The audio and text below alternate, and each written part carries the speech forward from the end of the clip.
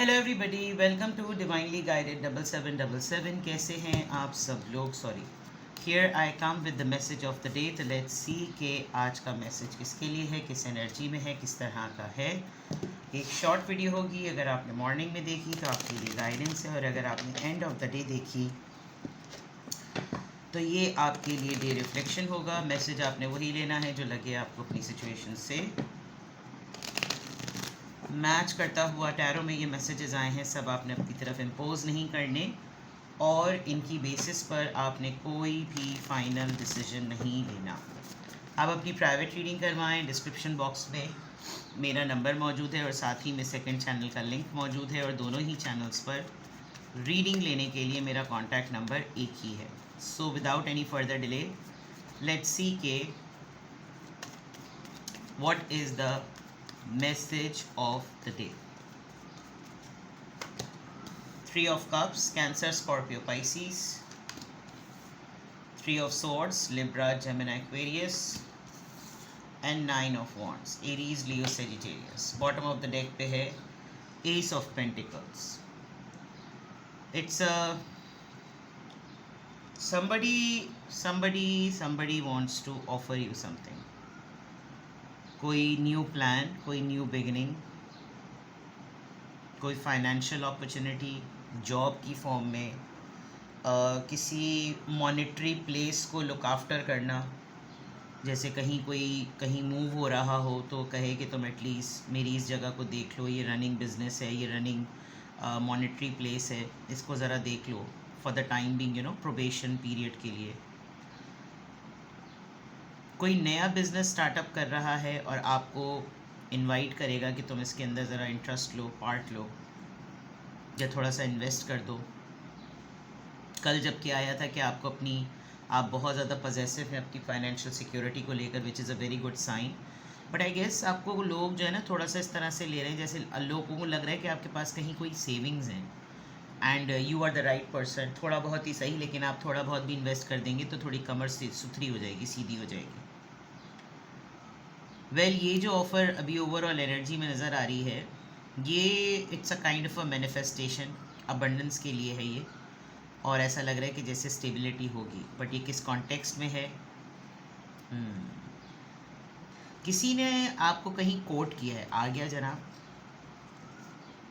किसी ने आपको रिश्ते के लिहाज से बहुत अच्छा पाया, बहुत पुरखुलूस, बहुत ईमानदार, और बहुत नीयत का साफ़।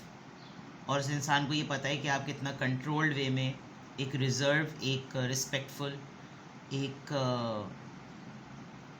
डिसिप्लिन्ड पर्सन है।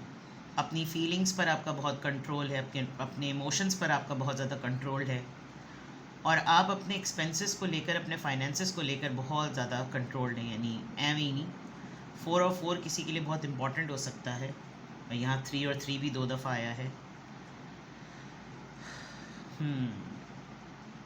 It's very clear that you are isolated.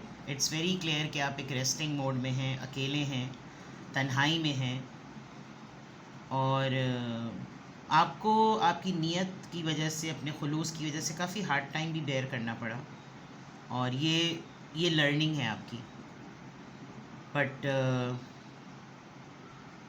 एक सहारा समझ लीजिए, एक ज़रिया समझ लीजिए।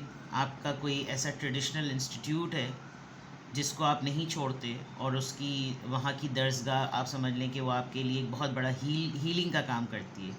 आपकी वैल्यूज़ बहुत स्ट्रॉन्ग हैं, और उन वैल्यूज़ की वजह से ही अगर आप बहुत सारी चीज़ों को लेकर चल रहे हैं, जिसमें फ़ैमिली है, दोस्त हैं, हल्का अहबाब है, रिश्तेदार हैं, वो इसी वजह से कि आप अपनी कमिटमेंट की वजह से बहुत जाने जाते हैं। मैंने वही बात कही ना कि कहीं किसी ने आपको आपकी शख्सियत को लेकर किसी ने आपको कहीं कोट किया है। ये जो ऑफ़र आपकी तरफ आ रही है, इट लुक्स लाइक कि जैसे आपने कभी किसी के भूले भटके वक्त में किसी के लिए कुछ किया था, और वो आप समझ लीजिए एज अ वो जो कहते हैं ना मुकाफ़ात अमल, अच्छा वाला मुकाफ़ात अमल, अच्छा कार्मिक रिज़ल्ट, कि कर्म अच्छा था तो रिज़ल्ट अच्छा हुआ। एक बात है कि आप ना अब ऐसा लग रहा है कि आप अपनी मर्ज़ी से अब लोगों को सर्व कर रहे हैं। आप अब आंख बंद करके अंधाधुन हवाई फायरिंग में नहीं चल रहे।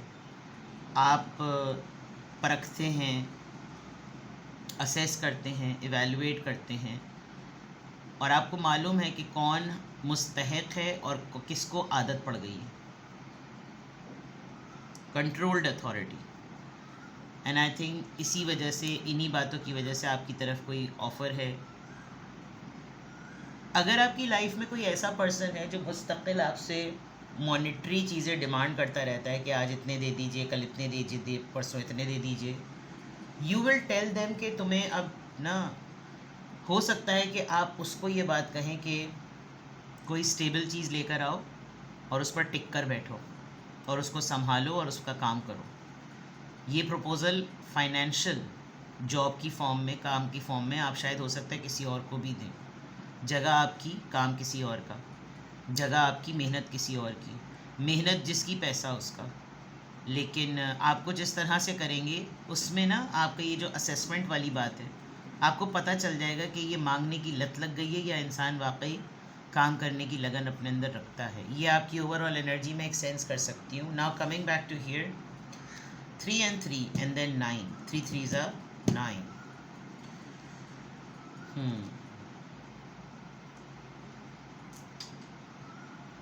You are hurt, आप हर्ट हैं, आपके दोस्तों में से भी कोई हर्ट है।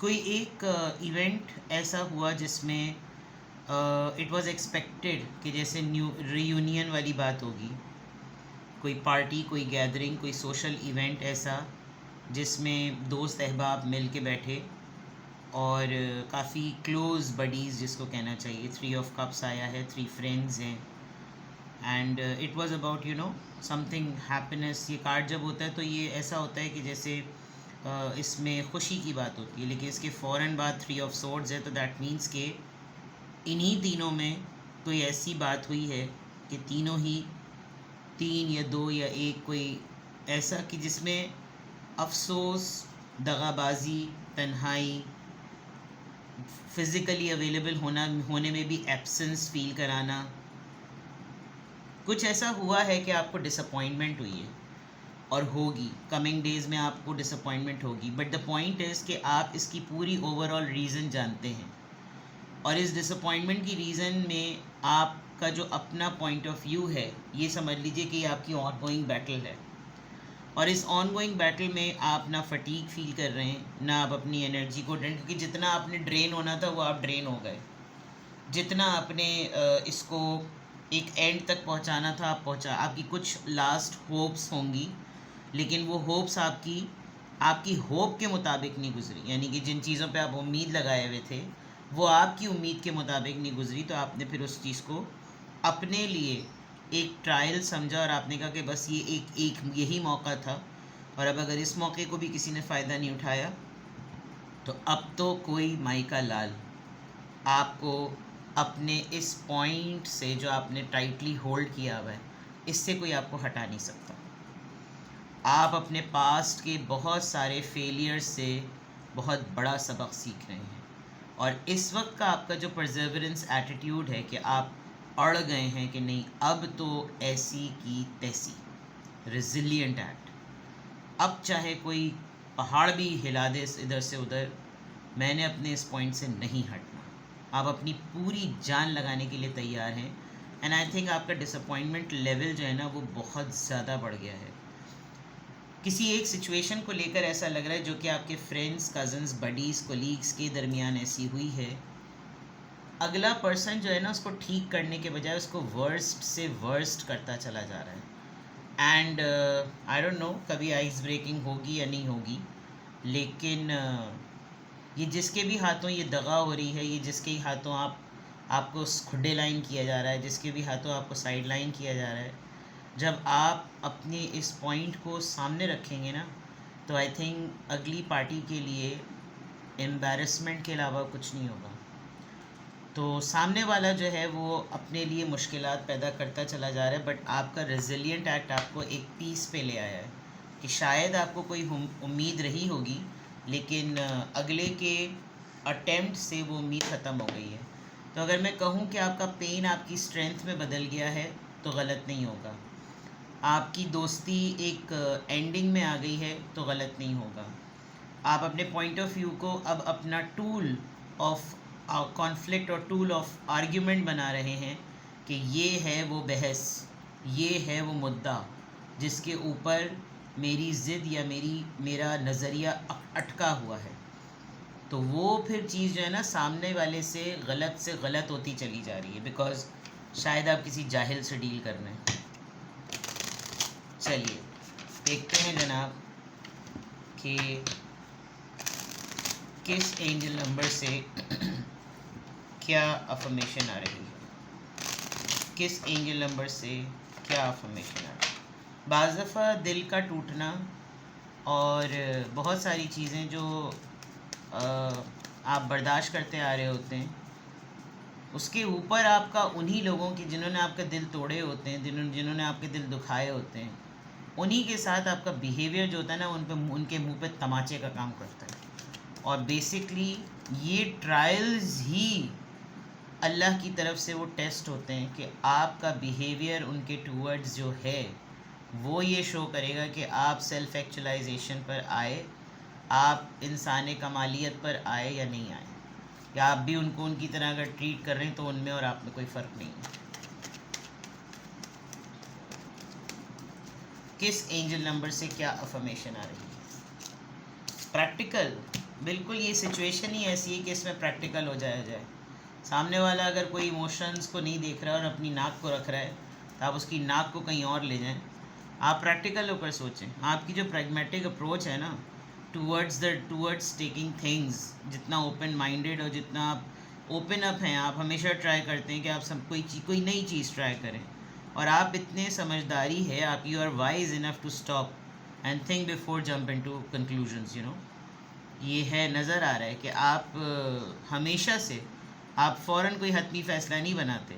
आप अगले को इतना स्पेस देते हैं कि या तो वो चीज़ों को सहल करने के लिए पूरा अपना एड़ी चोटी का जोर लगा दे। आपका अपना रेजिलिएंट एक्ट अपनी तरफ, आप अपनी जगह एक ही पॉइंट को लेकर अटके हुए हैं।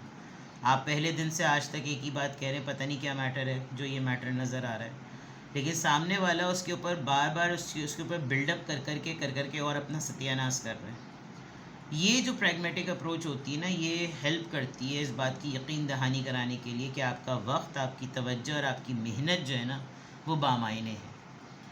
तो जिस बात पर आप डटे हुए हैं, मैं उम्मीद करती हूँ कि वो बात ऐसी हो कि जिसमें अगले का नुकसान ना हो और आपकी सेल्फ़ रिस्पेक्ट हर्ट ना हो। और सेल्फ़ रिस्पेक्ट जो होती है वो बहुत सारे लोगों को समझ में नहीं आती। आप रिज़र्व हो जाते हैं तो लोग कहते हैं कि आप में एटीट्यूड आ गया। आप सीरियस हो जाते हैं तो लोग कहते हैं इनकी गर्दन में सरिया आ गया है। आप अपने पॉइंट पर अड़ जाते हैं तो कहते हैं इनको तो ज़िद लड़ गई है। लेकिन सेल्फ़ रिस्पेक्ट ही होता है कि आप लिमिटेड सर्कल में रहें, अच्छी सोबत में रहें, अच्छा काम करने से कभी भी पीछे ना हटें, अपने हाथ से खैर बाँटें और अपनी मर्ज़ी के हिसाब से बाँटें। आपको जो आपके दिल को ठुके कि वो मुस्तहिक है और गड़बड़ इंसान नहीं है, गो फॉर इट। ठीक है, तो आज की अफर्मेशन में अल्हम्दुलिल्लाह I am happy, I am confident, I am strong and I am practical. अपना बेहद ख्याल रखिएगा। Bye bye.